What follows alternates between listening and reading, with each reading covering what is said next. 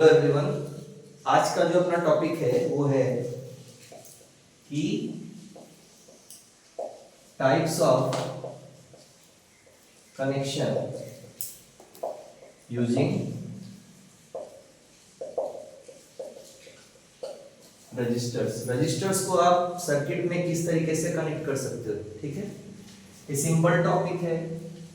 ये जो टॉपिक है क्लास 10th में भी पढ़ते हैं, क्लास 9th में भी पढ़ते हैं, स्टेट बोर्ड में भी है, सीबीएसई में भी है। और ये बहुत ज़्यादा इंपॉर्टेंट है क्योंकि इसमें बहुत सारे इंपॉर्टेंट पॉइंट्स कवर होते हैं। तो टाइप्स ऑफ कनेक्शन की अगर हम बात करें तो दो तरह के कनेक्शंस होते हैं नॉर्मली। एक होता है क्या,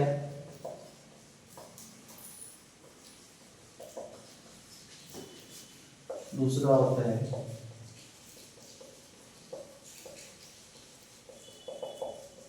पैरेलल कनेक्शन। ठीक है, ये टॉपिक फिजिक्स में कवर होता है।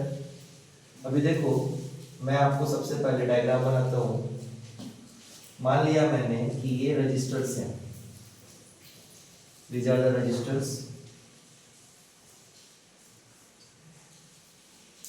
okay, this is on switch, this is the battery, this is resistance R1, R2 and R3। as we know the current flows from higher polarity to lower polarity। मतलब current जो है, मेरा current I है, current जो है वो battery के positive terminal से बैटरी के नेगेटिव टर्मिनल को फ्लो होगा। ठीक है, अब सीरीज क्यों बोलते हैं, ये यहाँ पर इंपॉर्टेंट है। ठीक है, देखो सीरीज सर्किट में ये जो करंट है, मान लिया मैंने कि मैंने दो पॉइंट्स लिए ए और बी, राइट। तो ये जो करंट है ना, ये R1 के ऊपर से भी फ्लो होगा, R2 के ऊपर से भी फ्लो होगा और R3 के ऊपर से भी फ्लो होगा, राइट। ठीक है, तो हम ये बोल सकते हैं सेम करंट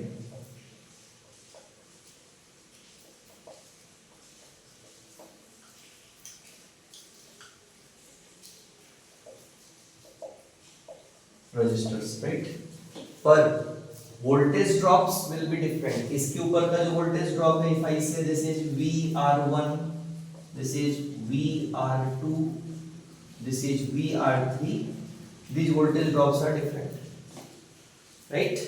ठीक है, अब आप देख लो, एक बात मैं आपको बताता हूं, इसका जो बैटरी वोल्टेज है इट इज V, बैटरी का जो पोटेंशियल डिफरेंस है, EMF जो है वो V है। तो आप क्या बोल सकते हो कि जो V है, this is you can say potential difference of battery और EMF source and these are the terminal voltage drops across resistor. ठीक है, रेजिस्टेंस के ऊपर देखो, रेजिस्टेंस करंट को कंज्यूम करता है, उसके ऊपर अगर करंट फ्लो होगा तो ओम्स लॉ के हिसाब से, as per Ohm's law we know this V is equal to IR। ठीक है, तो V कितना है तुम्हारा, ये जो वोल्टेज है बैटरी का, ये तीन पार्ट में डिवाइड हो गया। इसको क्या बोलेंगे हम, VR1, इसको V1 बोलो, चलो इसको V2 बोलो, V3 बोलो, तो इसको क्या बोलते आएगा, V1 plus V2 plus V3, right. अगर मैंने ये मान लिया कि मैंने इन तीनों रजिस्टर्स के बदले एक ही रजिस्टर यूज किया होता था जो कि इन तीनों का इक्विवेलेंट होता था, वो क्या होता था, RS, राइट। तो मैं यहाँ पर ओम्स लॉ यूज करूंगा, तो जो V है ओम्स लॉ के हिसाब से क्या होगा, V is equal to I into RS, equivalent series resistance you can say. तो यहाँ पे क्या दिखते आएगा मुझे, right, what will be this, ये क्या होगा, यहाँ पे कितना करंट फ्लो हो रहा है इसके ऊपर, I रेजिस्टेंस कितना है R1, तो ये कितना हो जाएगा I R1, I R2, I R3, what is common, LHS RHS में क्या कॉमन है, I देखो सब में है, I को कैंसिल करो। ठीक है, क्या हो गया तुम्हारा, RS कितना आया, R1 plus R2 plus R3। It means that कि equivalent series resistance is sum of what, individual resistances. ये पहली बात हो गई। दूसरी बात, चूंकि ये सम है, ये जो नेट रेजिस्टेंस, ये तीनों रेजिस्टेंस का सम है, 3 से ज्यादा भी हो सकते हैं। अगर मेरे पास you can say n resistors है तो मैं क्या लिखूंगा यहाँ पे, RS क्या हो जाएगा, for n resistors in series what I can write, RS क्या होगा, it will be R1 plus R2 plus R3 till Rn। तो दूसरा इंपॉर्टेंट बात क्या है इसमें, पहला तो ये हो गया, दूसरा क्या है कि equivalent series resistance is always more than individual resistances. Equivalent series resistance is always more than